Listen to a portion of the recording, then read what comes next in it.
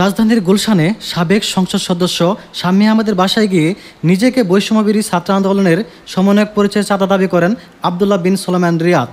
শাম্মীর অনুপস্থিতিতে তার স্বামী সিদ্দিক আবু জাফরকে জিম্মি করে প্রথমে 10 লাখ টাকা আদায় করেন। পরে 40 লাখ টাকা দাবি করতে গেলে পুলিশের হাতে গ্রেপ্তার হন রিয়াদ সহ 5 জন। পুলিশ জানায়, রিয়াদ ঘটনাস্থলে বেপরোয়া আচরণ করেন, হুমকি দেয় পুলিশ সদস্যদের পুড়িয়ে মারার। থানায় আনার পরও নানা ধরনের হুমকি দেয়। তার বিরুদ্ধে চাঁদাবাজির একাধিক অভিযোগ রয়েছে। আদালত রিয়াদ সহ 5 জনের 7 দিনের রিমান্ড মঞ্জুর করেন। এই ঘটনায় অভিযুক্তদের সংগঠন থেকে বহিষ্কার করা হয়। সাবেক মুখপাত্র উমামা ফাতেমা সামাজিক মাধ্যমে দাবি করেন, এরা বহুদিন ধরে এ ধরনের প্রটোকলে ঘুরে বেড়াতেন, আর আজ শুধু ধরা পড়েছে। এদের শিকড় অনেক গভীরে।